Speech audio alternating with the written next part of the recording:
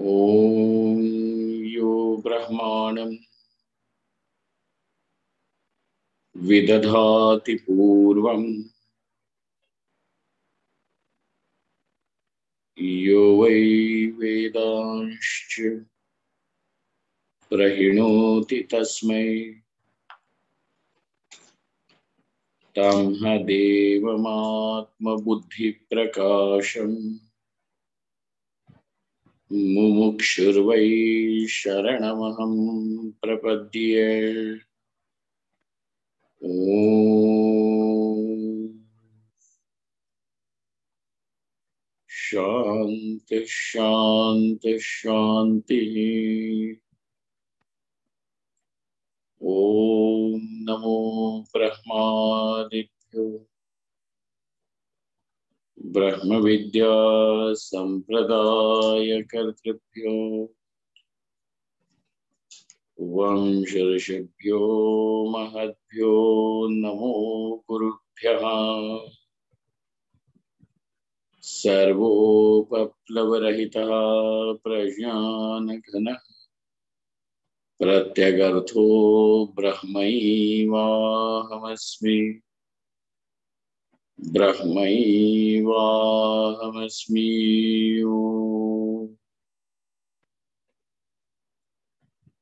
Vedantartha vibhasakaya gurave Shantaya sannyasine Nanavadi nagendra sanghapavaye Yogindra vandyaya cha Mohadvanta divakaraya bhagavatpada vidham bibhrate Tasmai bhakshyakrite namostu satatam Purnaya bodhatmane.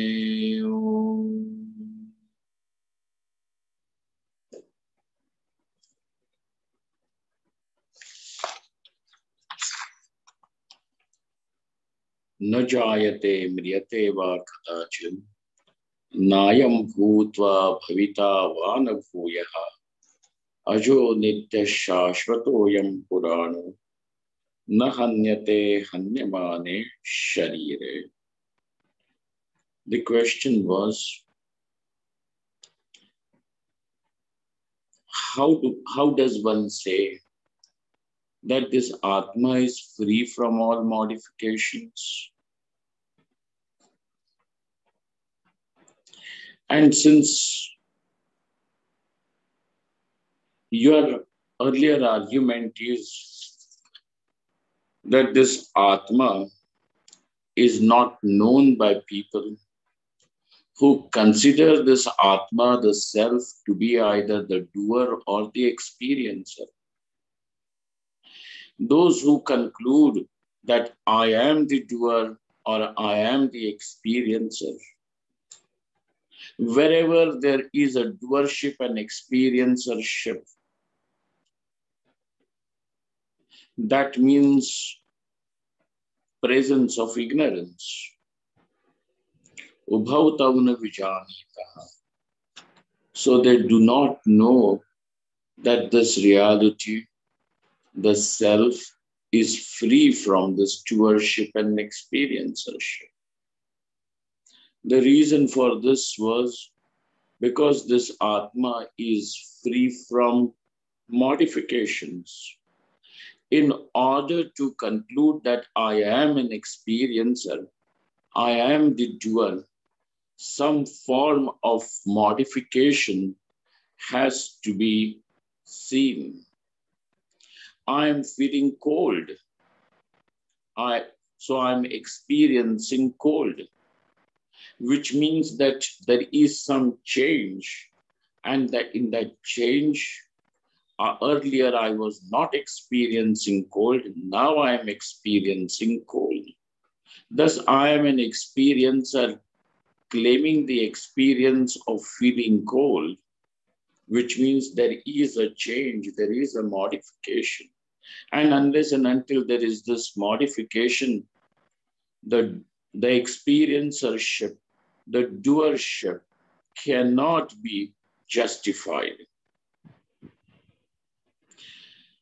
So even if one wants to show that this Atma is indeed the experiencer, is indeed the doer, then one basically will have to prove that there is some form of change, there is some form of modification, some form of transformation which is taking place in the self.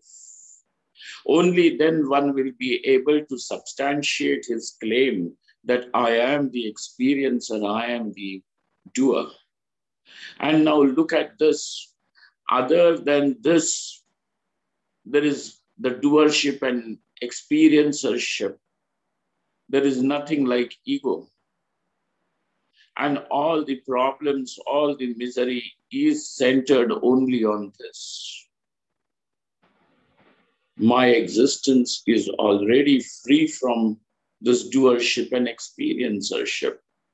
But this doership and experiencership appears in me only because of the conditioning of the mind and senses.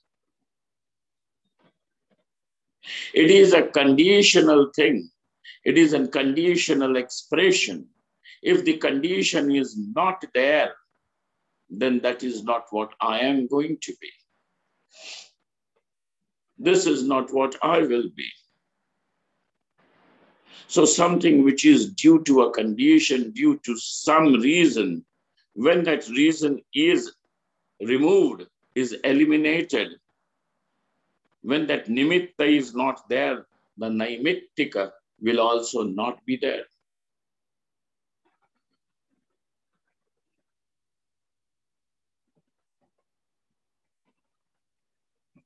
And therefore, when the mind has receded into its seed form, which we call as the deep sleep state,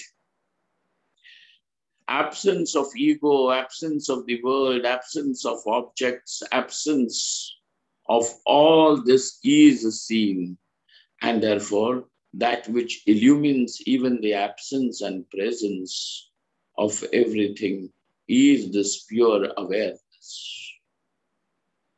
But because of deep identification, strong identification with the ego, one wakes up from the sleep with a claim that I was absent. If you were absent, who knew that absence of this ego too? And since even this absence was also illumined, which means the illuminator illuminating the presence and absence of all this is untouched, uninfluenced, uncontaminated by the presence or absence of these objects, which include the ego, the mind, the body, everything. Thus, this doership and experiencership based on which is every misery. Where else does the misery have any place to stay? Other than the claim of the experiencer that I am miserable. If I am miserable is not the claim, where is the misery? Please show. There is no place for misery to show other than the experiencer. But the irony is that we want the misery to go, but we do not see that the misery and experiencership is synonymous. Now over here, with this knowledge that what is false is falsified, and before that, that what is false, before it can be falsified, it is understood, it is granted as as a fact. It is, but one takes it for granted that it is a fact. It is true, it is real. So one wants misery to go, but the experiencer to be there. Now look at it. Because of not understanding this, the intrinsic relationship of misery and experiencership. One tries all his life to eliminate misery, but misery somehow just creeps in, keeps following, and misery has got several faces. Sometimes it will come as boredom, other times it will come as loneliness, other times it will come as a sense of futility. Sometimes it may arrive as a sense of failure. Sometimes it may come as a sense of rejection. All counted together, it just means a deep sense of dissatisfaction, of feeling that one is still incomplete. There is something that is unachieved, unattained, incomplete. And therefore, when now we are going to say that this Atma is free from all this doership as well as experiencership, and is free because there is no modification that is possible. And therefore, in order to enumerate all the free of modifications of different kinds and its absence, we were on the verse number 20, where Bhagavan Shri Krishna says, Na jayate, na va namriyate, namriyate, na jayate. The Atma is neither born nor does Atma die. Because between these 2 points, you are going to see everything, all modifications.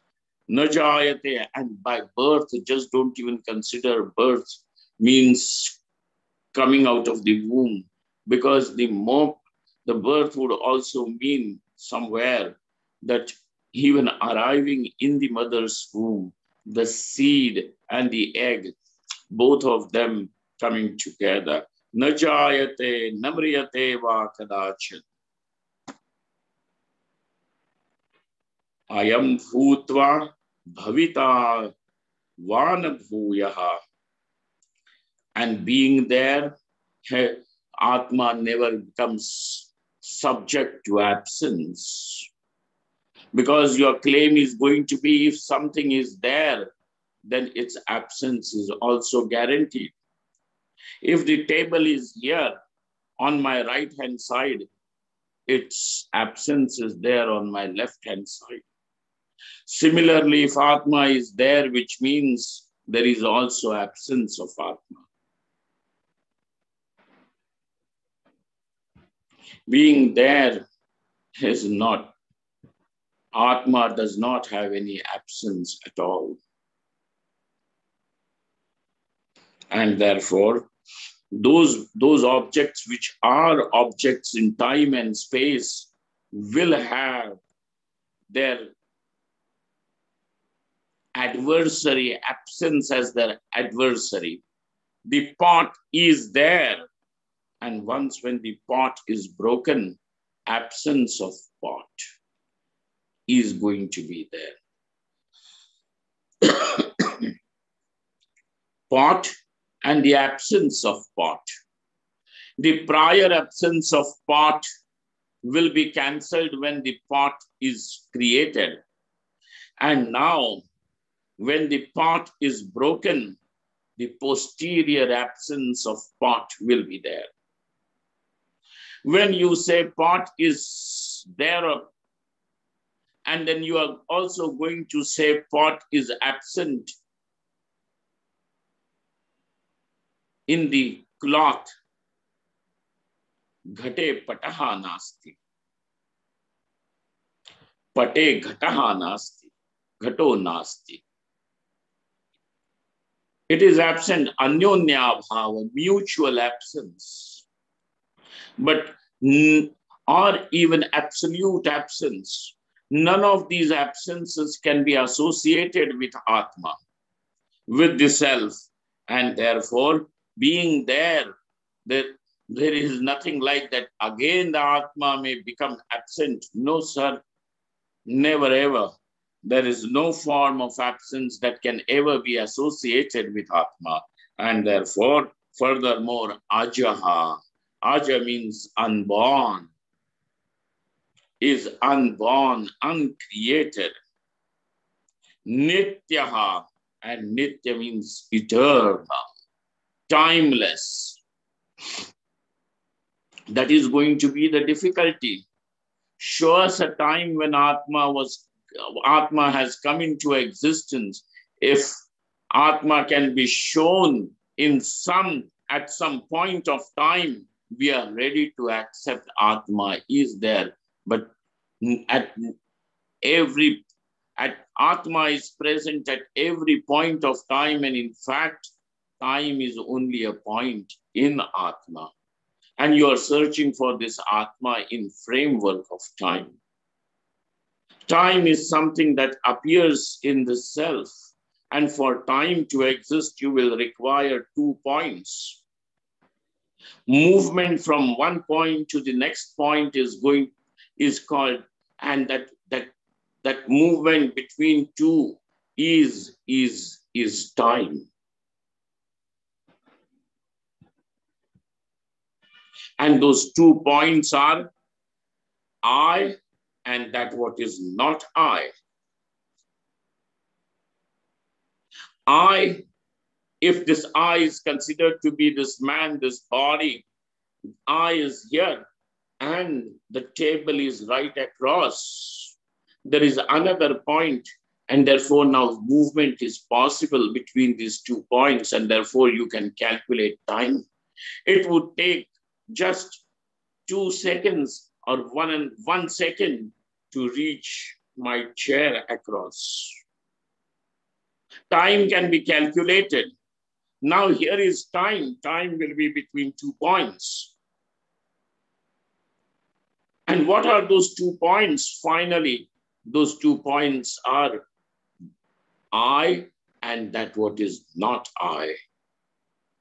And you are going to discover that Anatma is not actually another point at all. How much distance is there between the gold and the ornament? Calculate the distance in terms of time. Calculate the distance in terms of space and let us know how much is the gap between gold and the ornament. Between that what is real and that what is an appearance. How much between Satyam and Mithya, how much is the gap that can be now measured in terms of time? Please tell.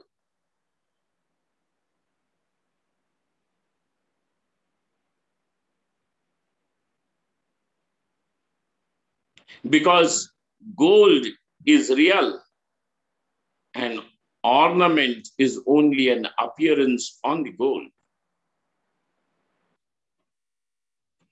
A bracelet is a name, is a form that will arrive and that will depart. But with arrival and departure of bracelet, the gold does not come and go. In fact, the bracelet arrives and goes only because there is gold. And the bracelet is also seen as a functional reality only because it is supported by gold. A bracelet becomes a functional reality because you can function with the bracelet. You can pick up the bracelet from the goldsmith shop. You can purchase the bracelet, pay the price, Buy a receipt in your name and wear it on your wrist. Decorate your wrist with a gold bracelet. With that gold bracelet on your wrist, you can impress people. You can feel important. You can feel powerful. You can feel beautiful, whatever you want to say. Wear that bracelet in your hand, a gold bracelet. All these functions are possible only because it is gold, which is the presence of gold, which makes the bracelet real. And if you want to taste this, just remove the gold from the bracelet and find out if you can purchase a bracelet, if you can wear that bracelet, if you can claim the bracelet, if you can feel powerful with that bracelet. All these functions associated with names and forms are possible only because the gold is supporting. It is the gold which is the reality, and therefore borrowing the reality, the existence from the gold, now the bracelet becomes a functional reality. And that is what your claim is. Something is real, something is factual because you can function with it. A bracelet is real because you can purchase it, you can sell it, you can wear it, you can lend it, you can borrow it, you can gift it. You can do all those things with bracelet, and therefore you are saying it is real. And we are saying that even all these functions are possible with that bracelet only because there is gold. The gold that supports the bracelet. So the functional reality, your claim is something is real because it is functional. And our claim, in fact, not claim, that we can prove that this functionality is also there because it is the reality that supports. And therefore, when the reality is viewed through all these functions, you are going to call it functional reality. You are going to call it a functional reality. All this functionality is the condition. That what is conditional is not true. It is only an appearance. But now the question again is, how much is the distance between the gold and the ornament? How much time would it take for one to reach from gold to ornament? How much distance can be calculated between the gold and the ornament? Basically, you have to know gold is real, ornament is an appearance. Something that appears, something that comes and that leaves. Something which comes and goes, something which appears for a little while is exactly like a dream. Wasn't there before, isn't going to be there afterwards, but is seen only in its own little sweet time of its existence. So also all the objects of the dream are seen only as long as the dream exists. Only within that little sweet time of the dream, everything in the dream is real. So that which is real only for a certain period of time is in fact not real. It comes and it goes. So also between these 2 points, Atma and Anatma, how much is the distance? One is Satyam, one is Sat, the other one is Asat, Mithya. One is Sat, reality, The other one is just an appearance. Now calculate the distance in terms of time, and you will discover that there is, in fact, no time, and therefore this Atma is Nityam, uncontaminated by time, untouched by time, uninfluenced by time.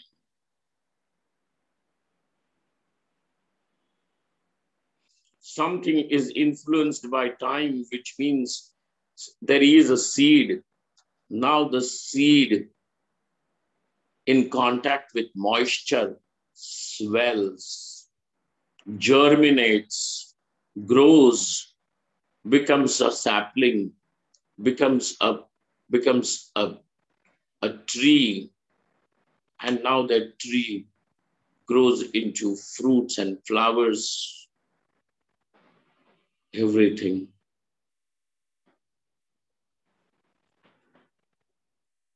A change, a modification is possible here with that seed. And for that change to be there, which means now when you are saying this is the tree, it definitely means it is no longer a seed. When you are going to say this is a seed, which means that it is no longer the tree.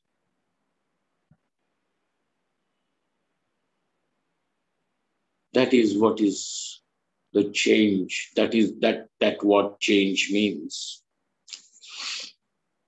Nityaha, uninfluenced by time. The seed is thus influenced by time. Influenced by time, controlled by time.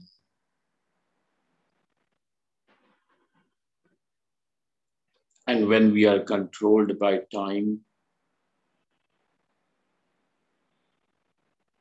and when there is something is controlled by time, that means there is insecurity. The fear, the insecurity that one has is only the result of not knowing this Atma is Nityam. Because one finds that he is subject to time, and therefore, what if my job is lost? What if my health is lost? What if my wife is lost? What if my relations are lost? What if my prestige is lost? What if my something is lost? Insecurity is something that comes naturally when controlled by time. But where is that possibility of having even that insecurity? Because something which is subject to time, something which is controlled by time, something that is influenced by time can have insecurity.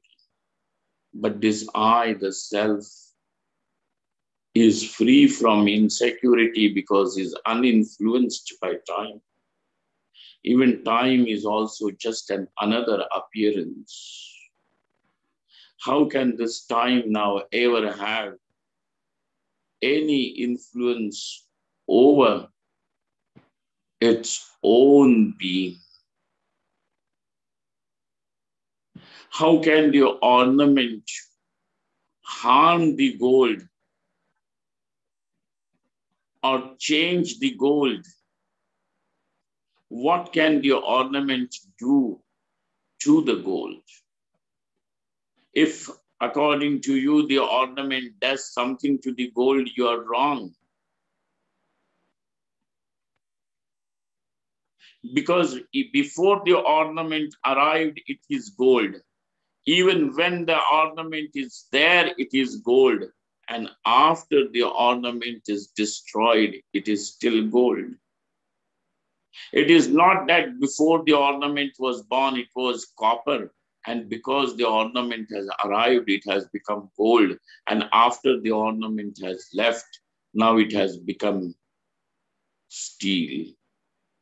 No, the gold remains gold. Gold was gold. Gold is gold. Gold will be gold. Nothing changes. It doesn't add any status to the gold. Uninfluenced by that what is mithya. Uninfluenced by that which is only an appearance. So also on this consciousness that the self is the entire gambit of time, space, and objects is an appearance, and therefore, since this Atma is Nitya, there is nothing like any change. There is no transformation, and therefore, avikriya there is no modification, and since there is no modification ever possible in this Atma, doership, experiencership is also not possible. Those who do not know that this Atma is not the doer and not the experiencer, now keep on hunting for different experiences. Previously, they were asking for experiences to entertain them from this world, something to tickle the skin, something to tickle the auditory receptors, something to tickle the gustatory receptors, your taste buds. Now the person may have changed, and now he's saying that I do not want anything from this world.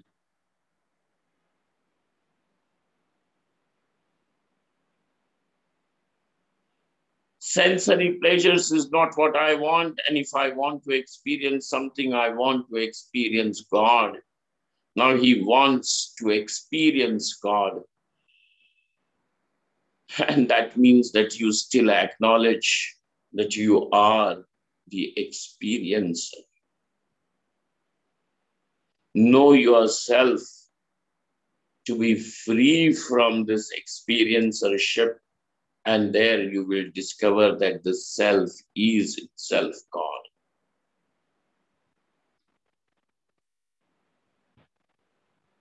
Donning a new hat is not going to make this experiencer anything different.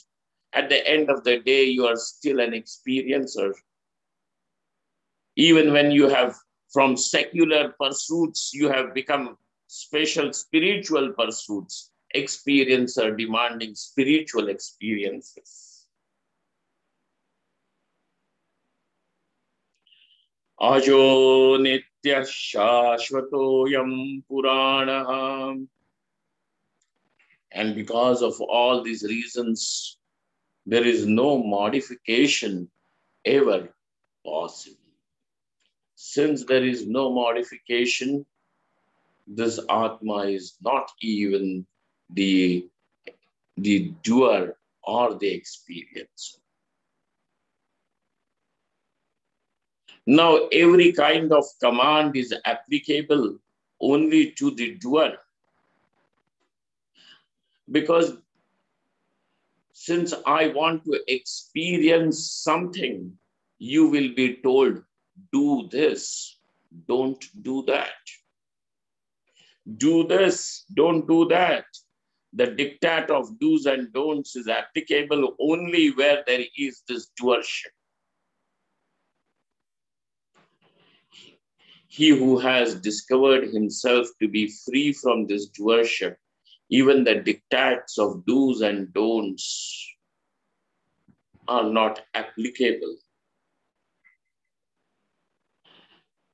And by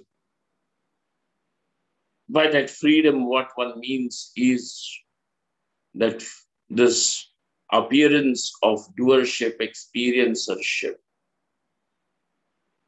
is just falsified. You don't have to destroy the bracelet the name and form in order to know the gold. There is no need, because it will get destroyed when it has to get destroyed, because anything that is created, everything that has been created will sooner or later be destroyed. Just imagine the number of kings and emperors and noblemen that have lived on this face of the earth. And imagine the number of ornaments and crowns and necklaces they created for their muses and for themselves. Where has all that gone? Everything that is created will someday come to an end. It is bound to. But in order to understand gold is real, ornament isn't, you don't have to destroy. All that you have to do is just understand. This is what is the status of gold. This is what is the status of the ornament. So also over here, all that one needs to do is not to go about destroying the world. The world, everything in this world has arrived with its own expiry date. Everything, whether these are the political dominations or some ideological dominations,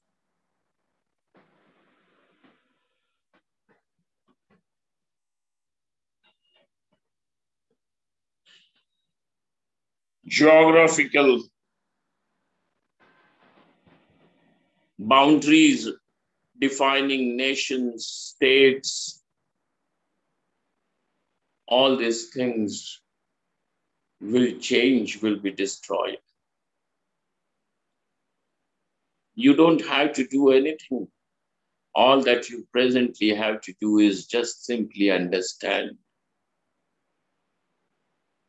that what is changeless and that which is subject to change is false. Understanding it as false is its fault. That falsification itself is true destruction. That is true destruction.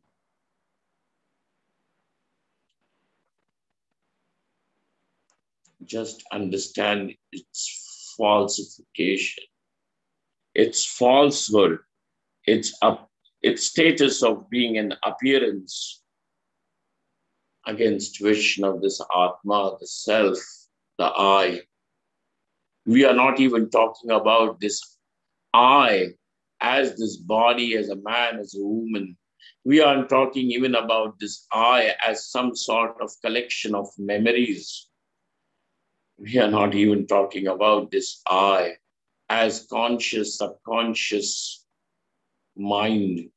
We are not even talking about this I as this thought I am. Not even the thought I am is I.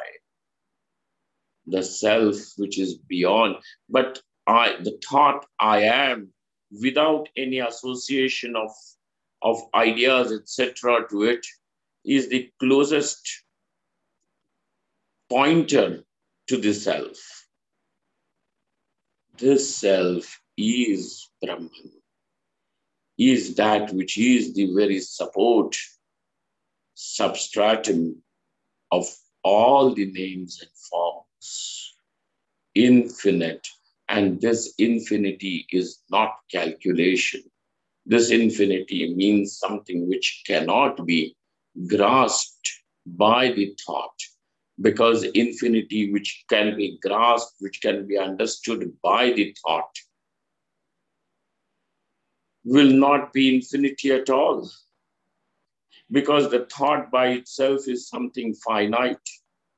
And in this thought, if your understanding of infinity can be accommodated in this finite thought, that what is infinite as a content of your thought is more finite than even the thought.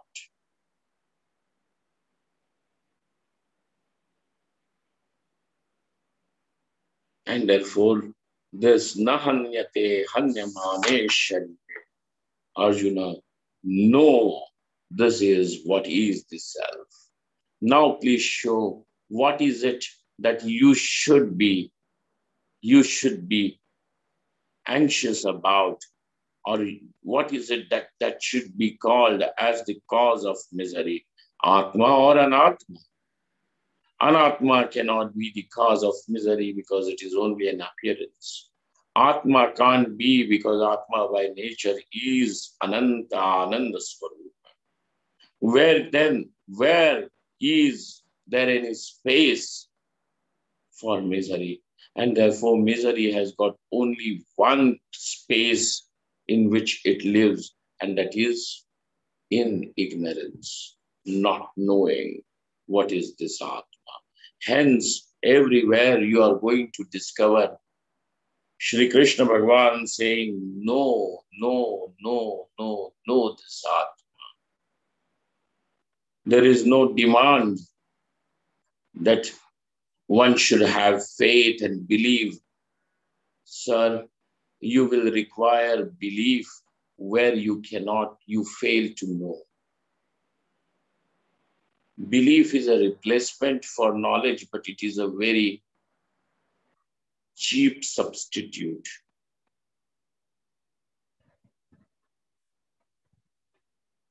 All the theologies are hell-bent on creating different belief systems. Someone believes that by killing people one may reach heaven. Someone believes by doing something I will reach heaven. By giving something I will reach heaven. And everybody has their own ideas. Belief systems will be there.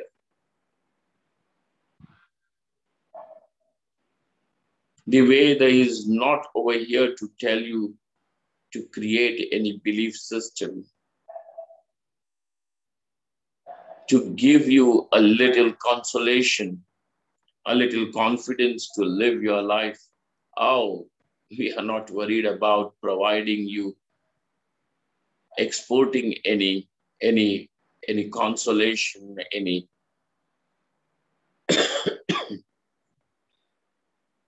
inspiration. He who has known, now for him there is no dearth of joy, of his own peace. And when you know this is your peace, which can never be trampled, which can never be corrupted, which can never rot,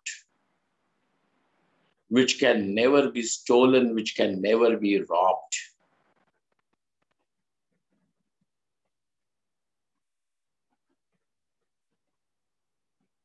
Now, such a person has become a fountain of incessant joy, of continuous peace for the world around.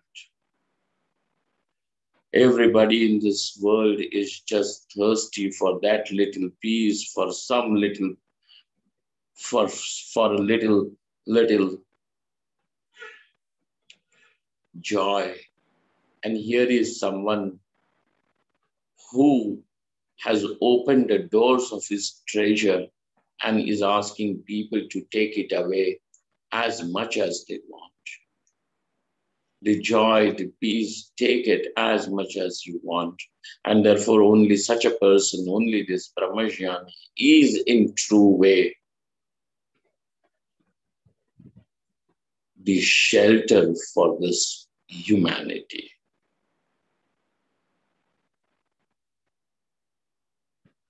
The rest of them are just a first aid, a little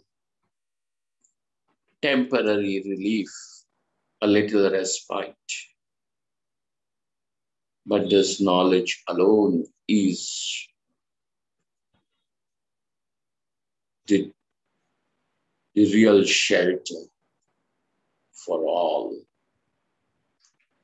where all the anxieties, all the insecurity, all the misery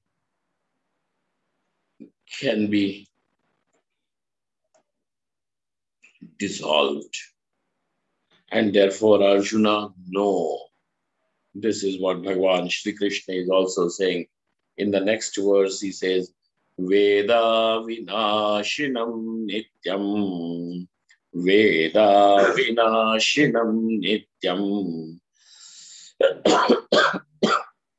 Yaenamajamavyayam. Kathan sapurusha partha. Katham sapurusha partha. Kam ghatayati hantikam. Kam ghatayati hantikam. O Partha. Partha is Arjuna's epithet, which means son of Pritha. Kunti, her maiden name was Pritha. Then she was adopted by King Kuntibhoja, and there she became, her name, she was renamed as Kunti after her, the father, the king who adopted her, Kuntibhoja. So she is Kunti, but her maiden name, from as the sister of Vasudeva, Shri Krishna's father, she happens to be the paternal aunt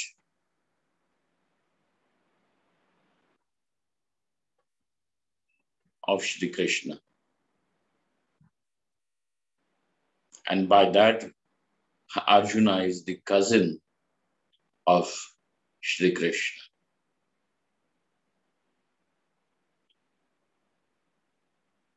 Veda vinashinam, he Partha, O son of Pritha. No, a woman of dazzling character, intelligence,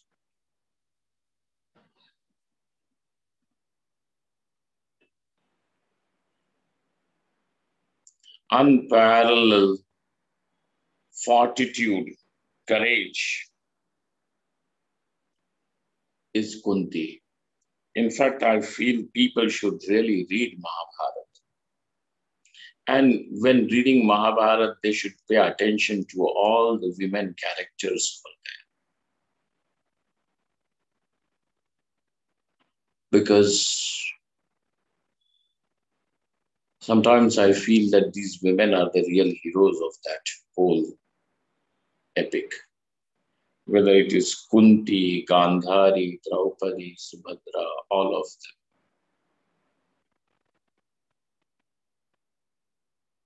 They with their own flaws.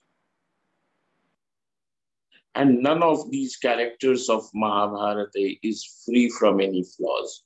Whether it is Yudhishthira, Arjuna, Draupadi, Kunti, all of them, just as any human being is.